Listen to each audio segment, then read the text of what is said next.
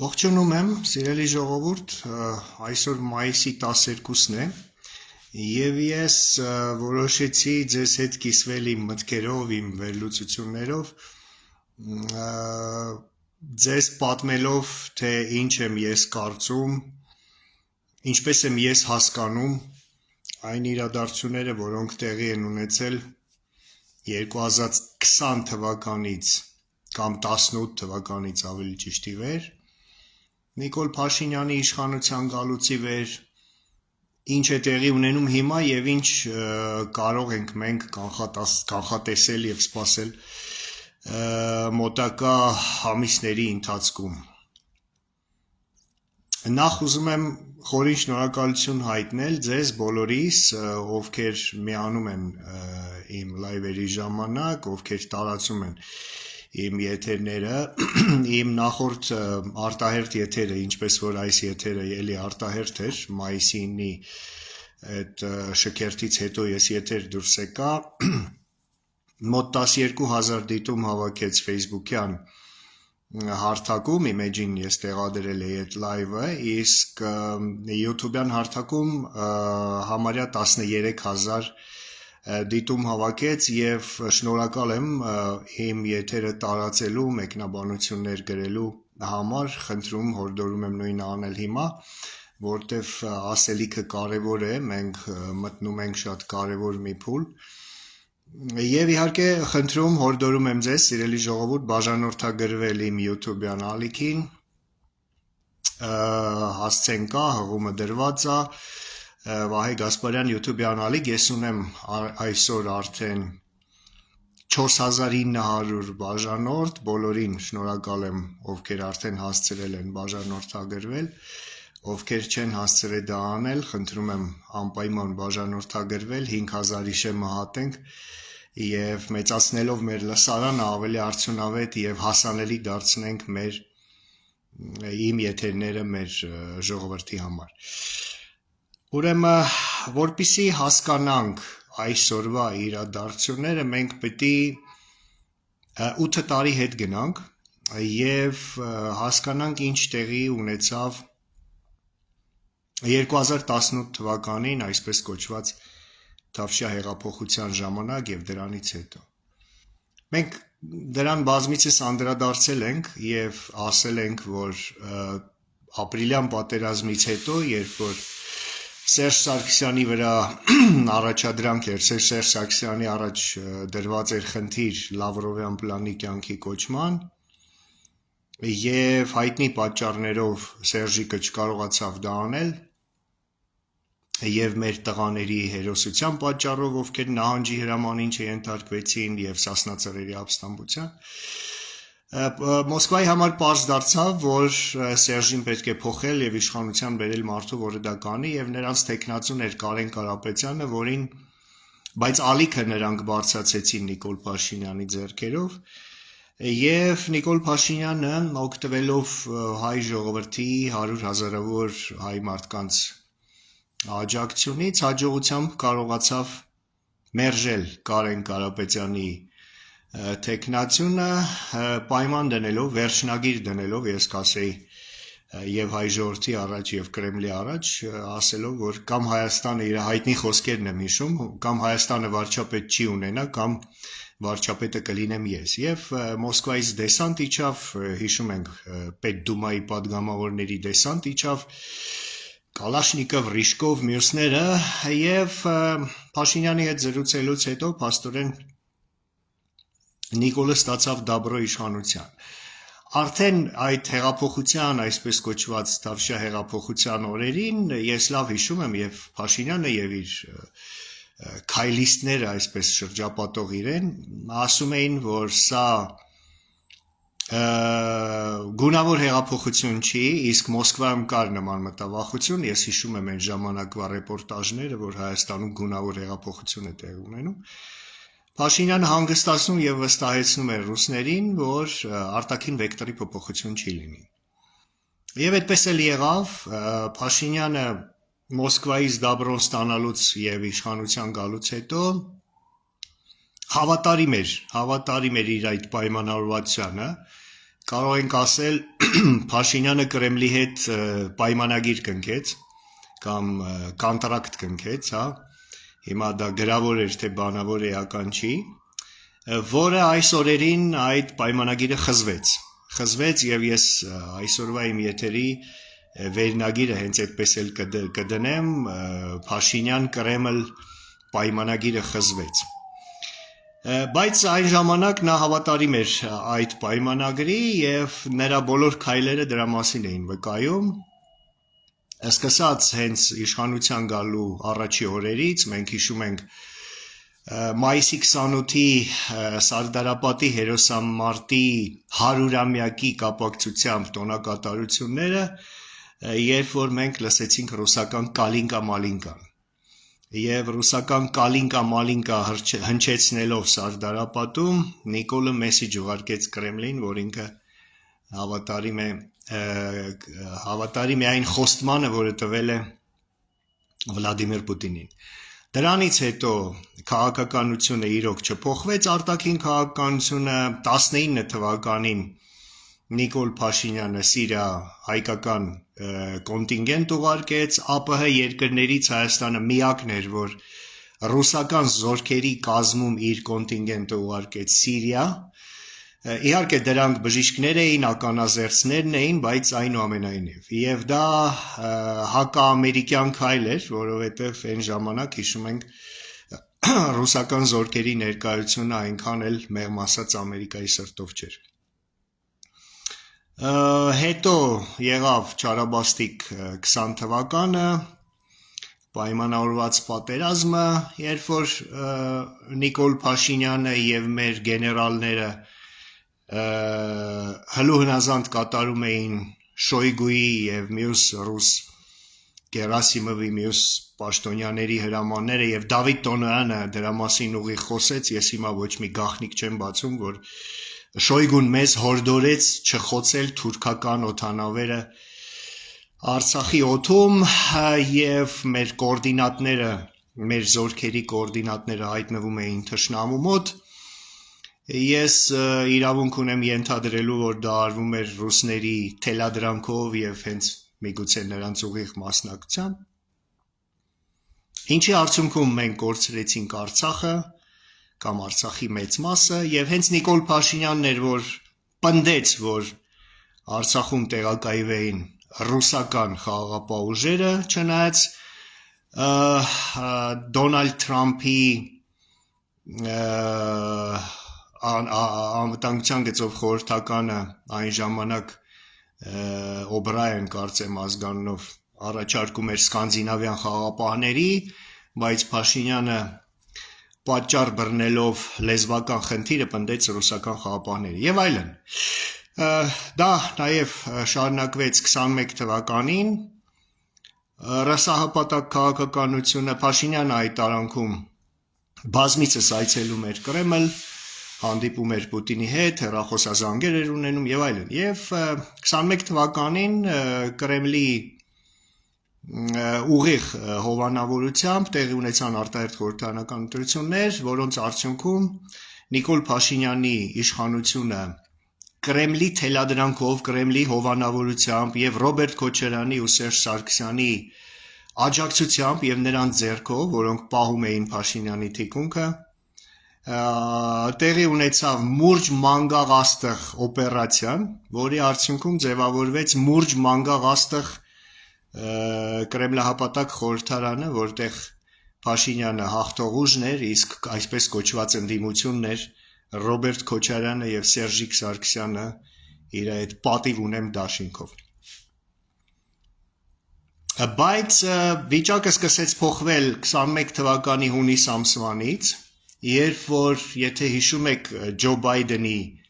հանդիպումը տեղի ունեցավ Վլադիմիր Պուտինի հետ, եւ Ֆինլանդիայում, եթե չեմ սխալվում, եթե ճիշտ եմ հիշում, եւ այդ ժամանակ նախագահ Բայդենը Պուտինին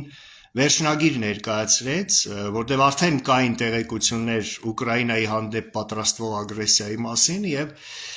նախագահ Բայդենը վերջնագիր ներկայացրեց Պուտինին հրաժարվել իր այդ մտքերից, փոխարենը կարգավորել հարաբերությունները արևմուտքի հետ եւ տվեց նույնիսկ 6 ամիս ժամանակ մինչեւ դեկտեմբեր ամիսը ես հիշում եմ մենք ազգային ժողովրդավարական բևեռը հանրահավաքների ժամանակ դրան բազմիցս անդրադարձել ենք այն ժամանակ եւ 21 թվականի դեկտեմբեր-հունվար ամիսներին տեղի ունեցան բանակցություններ ռուսական կողմը ներկայացնում էր Լավրովը իսկ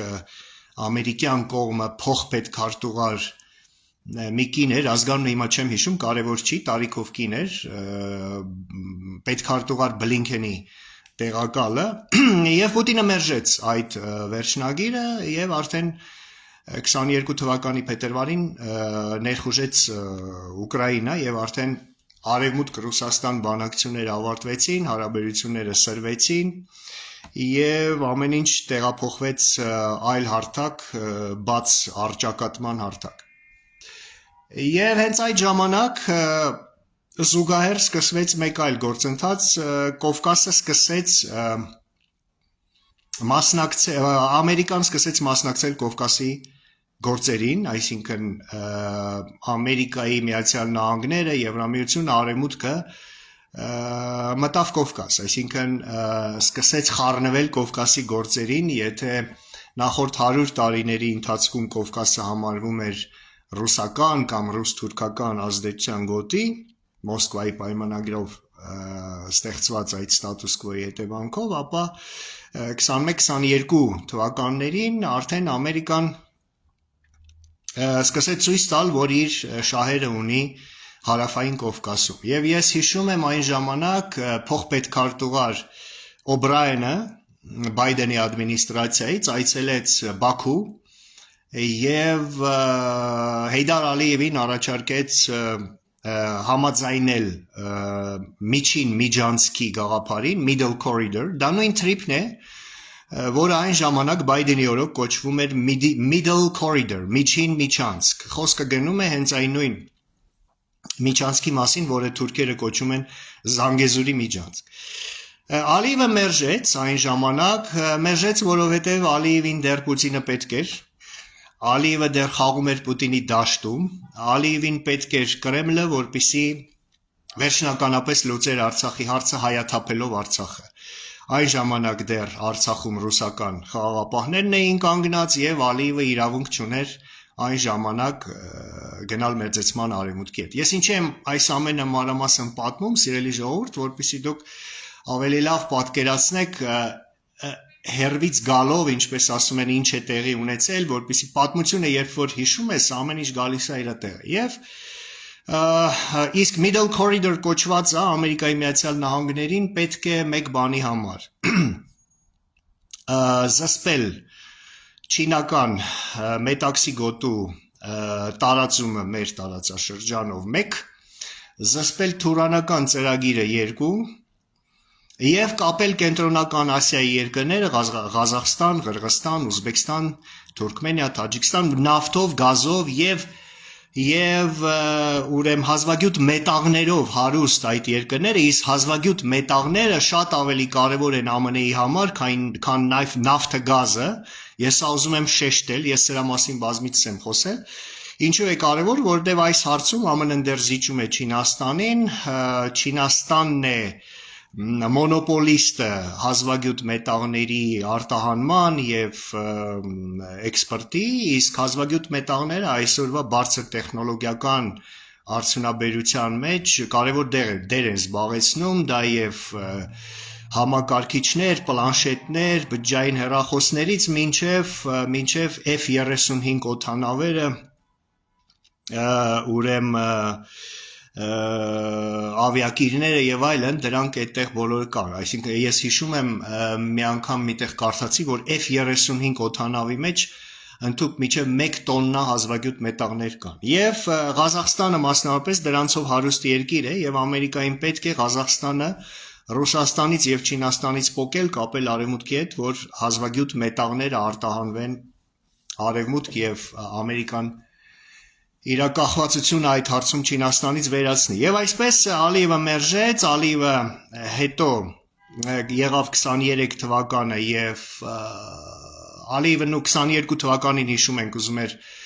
միջանցքը Զանգեզուրի միջանցքը ստանալ ագրեսիայի գնով ջերմուկի ագրեսիան եղավ սեպտեմբերին, որը կանգնեցվեց ԱՄՆ-ի ջանքերի շնորհիվ, հիշում ենք Էնթոնի Բլինքենի զանգը եւ այլն, եւ հետո նրանք չկարողանալով դա անել հայաթափեցին Արցախը, Արցախը հայաթափելուց հետո երբ որ արդեն Ալիևին ռուսները պետք չէին եւ Ադրբեջանը վռնդեց ռուս խաղաղապահներին, որոնք հլու հնազանդ ենթարկվում էին ստեղծված իրավիճակին եւ հրամաններին եւ մատը մատին չխփեցին Արցախի մեր հայրենակիցներին պաշտպանելու համար, Ալիևը սկսեց ճնշում բանեցնել Նիկոլի վրա, Էրդողանի հետ միասին իհարկե, եւ կարող ենք ասել, որ Փաշինյանի ռսահպատակ քաղաքականությունը Արցախի հայաթափումից հետո սկսեց թեքվել դեպի Թուրքիա, այսինքն դեպի Հայաստանի վիլայեթացում։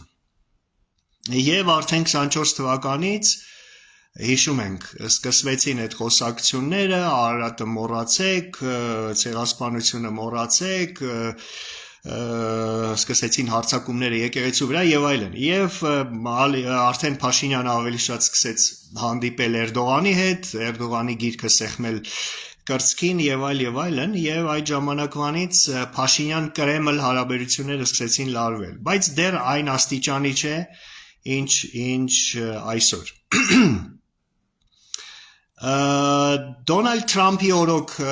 ասպարեզ եկավ թրիփ այդ գաղափարը եւ պրոյեկտը, ստորագրվեց այդ համաձայնագիրը 25 թվականի օգոստոսի 8-ին, որը եւս մեկ պատճառ դարձավ Փաշինյան-Կրեմլ հարաբերությունների լարվածության համար, որովհետեւ թրիփ պրոյեկտով ենթադրվում է, որ այդ միջանցքը վերահսկվելու է Ամերիկայի Միացյալ Նահանգների կողմից,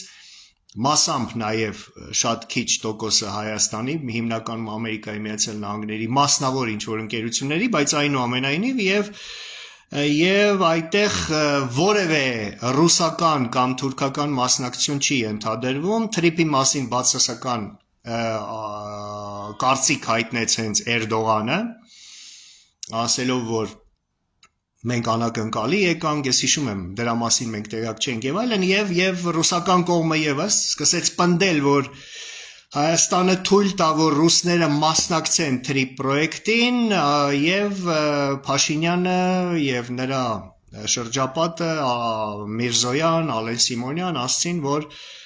թրիփ պրոյեկտում ռուսական մասնակցություն չի ենթադրվում։ Եվ հետո արդեն այս տարի մենք տեսանք այնինչ տեսանք, արդեն գագաթաժողով, Եվրամիության քաղաքական համայնքի գագաթաժողով, արդեն Եվրամիության հետ մերձենալու ուղիղ խոսույթ, դրանից առաջ ընդունվեց օրենք ազգային ժողովում եւ այլն, եւ դա արդեն կարծես լցրեց Վլադիմիր Պուտինի համբերության բաժակը։ Եվ իմ կարծիքով երկու կարևոր բան տեղի ունեցավ վերջի մի քանի օրերի ընթացքում, առաջինը, որ Վլադիմիր Պուտինը անձամբ անդրադառնալով այդ հարցին նախ Փաշինյանի հետ հանդիպման ժամանակ, ապրիլ 1-յան հայտնի հանդիպման ժամանակ ասեց, որ Եվրամիություն ԵԱՏՄ անդամակցությունը միաժամանակյա բացառվում է եւ այդ երկու իրարամերժ կառույցներում անդամակցությունը անհնարին է, բայց դրանից հետո Փաշինյանը վերադառնում է Երևան եւ լինում է այդ գագաթնաժողովը, դրանից հետո Վլադիմիր Պուտինը մայիսի 9-ի շքերթից հետո մամլոասուլիսի ժամանակ ուղիղ տեքստով ասեց հետեւյալը, որ Հայաստանը պիտի հնարավորինս շուտ, հիմա կասեմ ինչ է նշանակում հնարավորինս շուտ բառերը, Հայաստանը պիտի հնարավորինս շուտ կողմնորոշվի եւ ընտրություն կատարի Եվրամիություն թե ԵԱՏՄ եւ լավ կլինի, որ Հայաստանը հանրաքվե անցկացնի, որպեսզի հայ ժողովուրդը ինքը որոշի, որ կառույցն է ընտրում եւ քանի դեռ կա, սա էլ է հետաքրքիր բառակապակցություն, քանի դեռ կա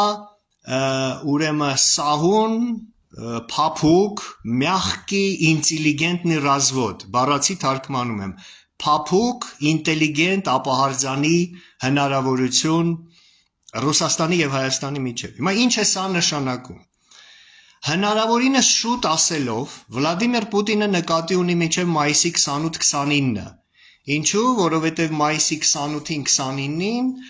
Ղազախստանի մայրաքաղաքում Աստանայում տեղի է ունենալու ԵԱՏՄ-ի գագաթնաժողովը եւ փաստորեն Պուտինը Փաշինյանին ասեց մայիսի 28-ին 29-ին մենք քեզ սպասում ենք Աստանայում վերջնական քո որոշումով, ընտրությունով եւ այլևս չի լինելու եւ երկու աթոռին այլևս դու չես նստելու։ Սա մեկ։ Եվ երկրորդը, քանի դեռ կա ապահարձանի, փափուկ ապահարձանի հնարավորություն, դա վերջնագիր է, այսինքն եթե դու դա չանես, արդեն կլինի կոշտ ապահարձան, իսկ ինչ է նշանակում կոշտ ապահարձան, ռուսների պատկերացմամբ մենք լավ գիտենք եւ մեր կաշվի վրա ենք դա զգացել հոկտեմբերի 27-ին, մարտի 1-ին եւ մեր հարևանների օրինակով ենք բազմիցս տեսել եւ այդ ելույթից հետո Փաշինյանը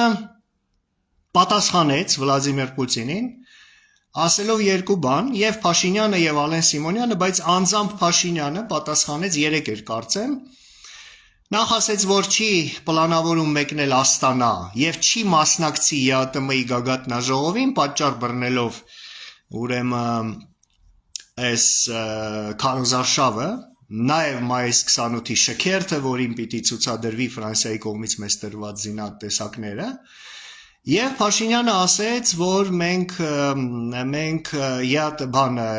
Եվրամիության անդամակցության վերաբերյալ հանրաքվե չենք նախատեսում, դրա ժամանակը չի, մենք չենք անի հանրաքվե, որտեղ դրա կարիքը չկա, մենք առայժմ ԵԱՏՄ-ի լիարժեք անդամ ենք եւ այդ երկու օրակարգերը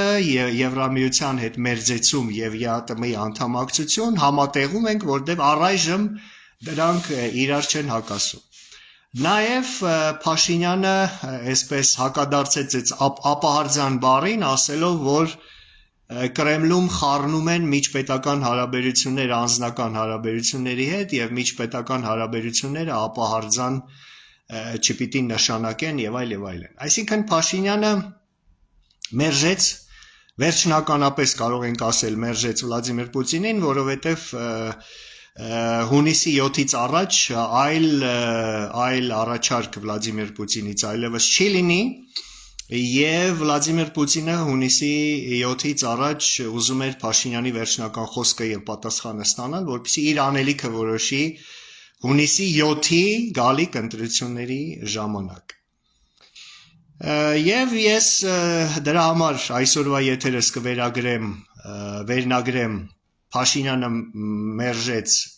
Կրեմլի հետ պայմանագիրը կամ Փաշինյան-Կրեմլ պայմանագիրը խզվեց եւ հիմա կարող ենք ասել, որ Նիկոլ Փաշինյանը վերջնականապես անցավ Արևմուտքի եւ Թուրքիայի ճամբարը։ Հիմա մի քանի խոսք դրա մասին։ Շատերը թուրիմացաբար ասում են, որ Դոնալդ Թրամփը իր թրիփով սպասարկում է Թուրքիայի շահերը, որ Թուրքիայի հետ մերձենալը Արևմուտքի սրտով է, որ Արևմուտքը ուզում է, որ Հայաստանը թրքացվի, վիլայետ դառնա եւ այլ եւ այլն։ Ես ավելի քան վստահ եմ, որ դա այդպես չէ, եւ հիմա փորձեմ իմ կարծիքը ասելով ձեզ համոզել կամ բացատրել ինչու եմ ես այդպես կարծում։ Իմ խորին համոզմամբ Արևմուտքը այո պոկում է Հարավային Կովկասը Ռուսաստանից։ Արևմուտքը այո Հարավային Կովկասը Ռուսաստանից պոկում է Նիկոլ Փաշինյանի ձեռքերով, Նիկոլ Փաշինյանի, ասենք օգնությամբ, հա, բայց Արևմուտքը դա անում է ոչ թե որովհետև Նիկոլ Փաշինյանը Արևմուտքի աչքի լույսն է, Արևմուտքի սրտի վարչապետն է, որտեվ Նիկոլ Փաշինյանը արևմտյան արժեքներ դավանող քաղաքական գործիչ է, կոռումպացված գործիչ չի, որտեվ Նիկոլ Փաշինյանին սիրում է իր ժողովուրդը եւ այլն։ Ճիշտ հակառակը մենք գիտենք եւ Արևմուտքը գիտի ով է Նիկոլ Փաշինյանը, Արևմուտքը գիտի, որ Նիկոլ Փաշինյանը Հայաստանում ասոցացվում է Արցախի հանձնման, հայաթափման հետ, կոռուպցիայի հետ, բռնաճնշումների հետ, քաղաքական հալածանքների հետ, եւ որ Նիկոլ Փաշինյանը մեղմ ասած չի վայելում հայ ժողովրդի հարգանքն ու վստահությունը, բայց Նիկոլ Փաշինյանը այսօր դե ֆակտո Հայաստանի ղեկավարն է եւ այս իրողությունից ելնելով արևմուտքը Նիկոլ Փաշինյանի հետ աշխատում է։ Ես կոչ կանեմ չխաբվել Մակրոնի ժպիտներին, չխաբվել Մակրոնի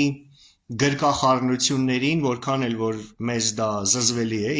ինձ էլ է դա զզվելի, երբ որ Մակրոնը գրկում համբուրում է Նիկոլ Փաշինյանին, բայց սիրելի ժողովուրդ, ես ուզում եմ հիշեցնել, որ նույն ձև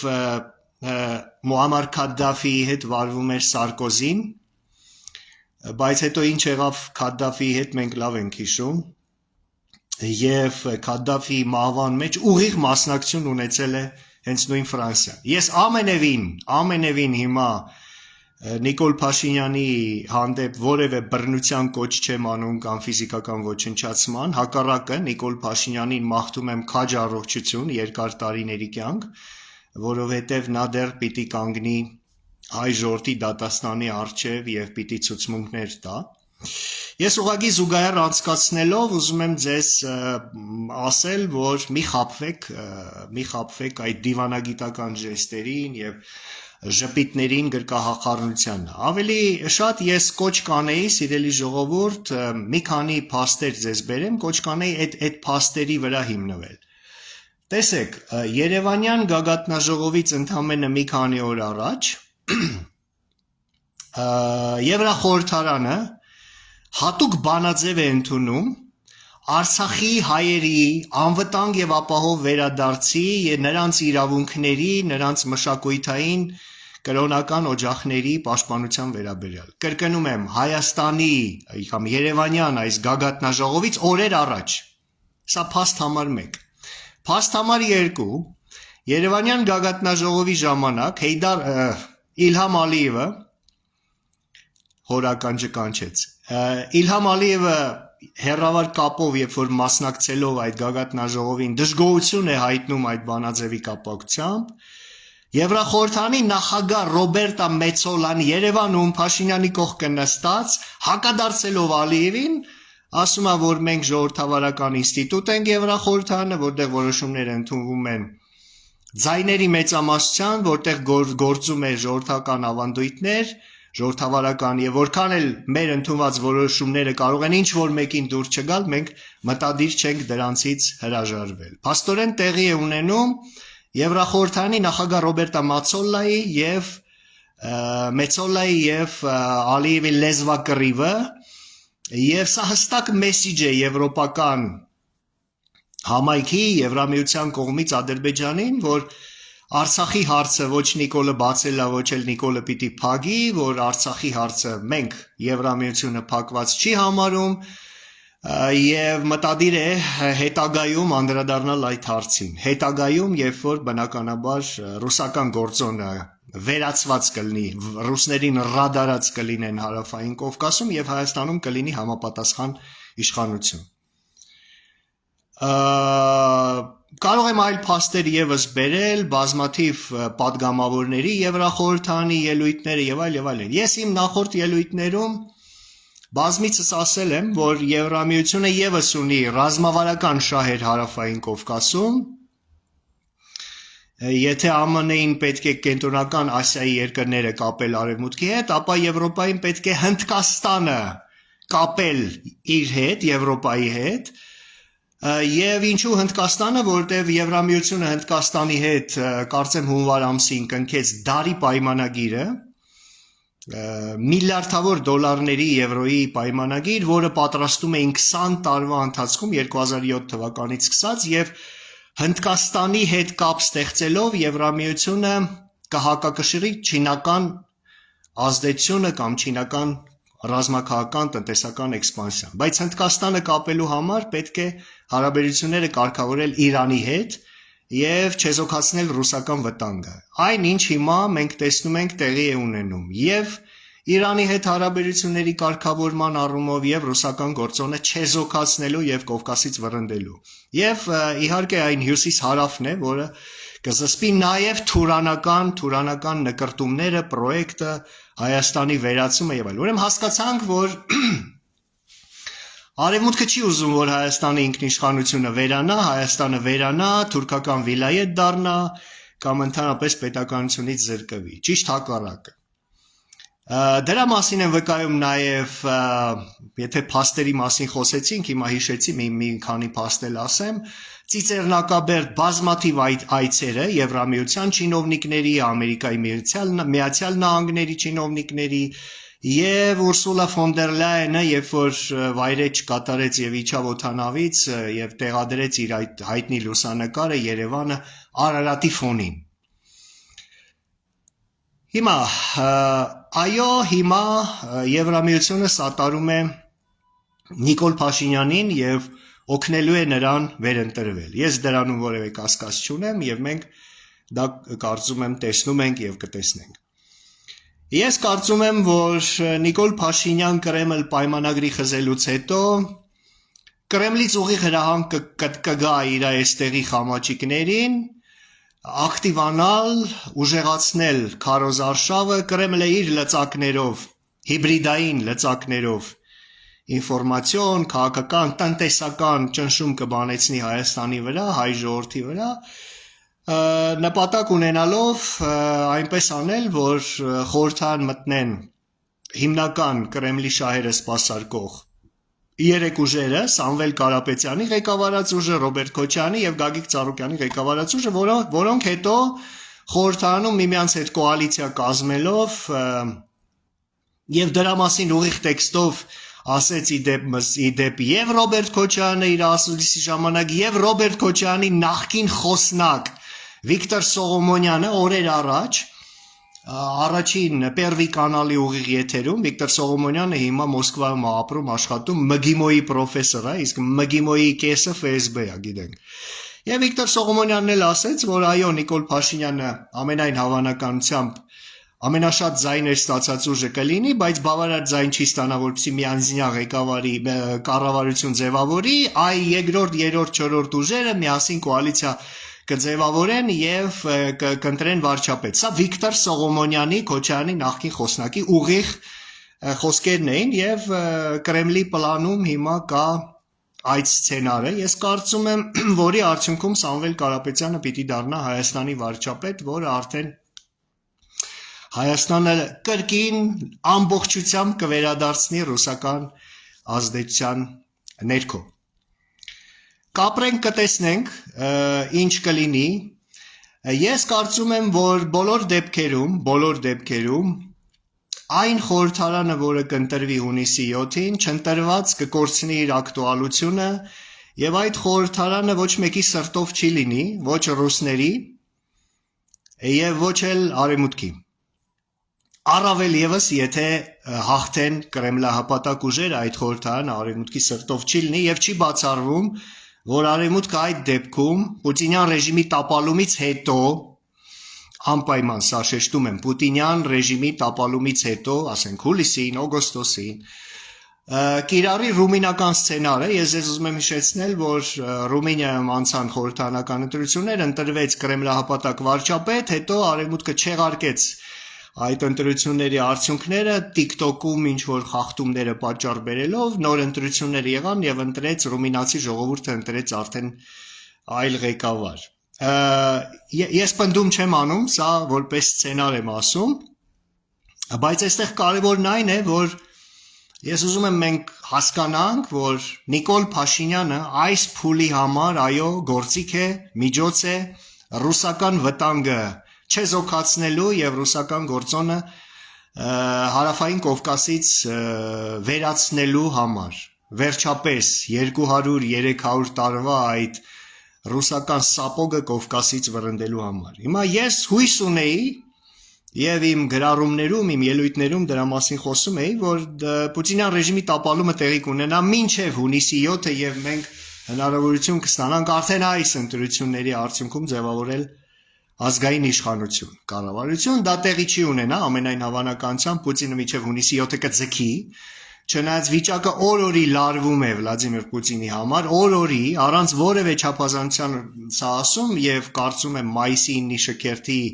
այդ խղճուկ Պուտինի տեսքը եւ ինքը շքերթը, խղճուկ այդ շքերթը տեսնելով դուք եւս համոզվեցիք, սիրելի ժողովուրդ, որտեվ տեխնիկա չկար, շքերթը տևեց ընդամենը 40 րոպե, աննախադեպ անվտանգային միջոցառումներ, հակաօդային պաշտպանության կայաններ, նախարարներին նույնիսկ արգելվել էր ներկա լինել շքերթին, պատկերացնում եք ռուսական կառավարության նախարարներին, Պետդումայի падգամավորներին եւ այլն, եւ շքերթից հետո Պուտինը վազելով գնաց իր այդ բրանիրովնի ավտոն նստեց փախավ։ Եվ շատ լարված է հիմա վիճակը էլիտայի ներսում, արդեն արևմտյան ԶԼՄ-ները մեկը մյուսին հերթ չտալով դրա մասին խոսում են, Economist, The Telegraph, CNN, Financial Times, որ Պուտինի դեմ հեղաշրջում է պատրաստվում եւ այլն, եւ վերջի փաստը The Telegraph, բրիտանական հայտնի The Telegraph պարբերականը իր առաջի էջին, աբլոշկային Պուտինի նկարն է դրել եւ վերնագիրը հետեւյալն է. Պուտինը ընկել է, Putin is down, it's now time to kick him, թե ինչ որ ժամանակն է նրան վերջնական հարվածը հասցնել, добить Путина, время добить Путина, Путин упал, время его добить, այսինքն Արևմուտքը հիմա արդեն լի է վճռականությամբ, առավելևս Եվրամիությունը, որը արդեն առանձին խաղացող է դարձել, Եվրամիությունը դուրս է եկել Ամերիկայի Միացյալ Նահանգների ստվերից, կախվածությունից, եւ սա եւս շատ մեծ եւ լավ բան է մեզ համար, որովհետեւ Եվրամիությունը ինքնուրույն խաղացող դառնալով այն ժամանակ, երբ որ ԱՄՆ-ն այնքան էլ մեր օգտին չի աշխատում, կարող է չեզոքացնել ԱՄՆ-ի, օրինակ Թրամփի օրոք այդ թերությունները եւ Եվրամիությունը եւ հիմա սպառազինվում է շատ ակտիվ եւ տնտեսապես հիմա փաստորեն Ուկրաինային միայն Եվրամիությունն է օգնում 90 միլիարդ եվրոյի վարկ տրամադրեց, զենքերը գնում է Ամերիկայից տալիս է Ուկրաինային եւ այլ եւ արդյունքում հիմա պատկերացնում եք Ուկրաինան Ամերիկայից արդեն կախվածություն չունի այն դեպքում, երբ որ 22, 23, 24 թվականներին Ուկրաինան ամեն ինչ ստանում էր եւ փող եւ զենք ստանում էր մենակ կամ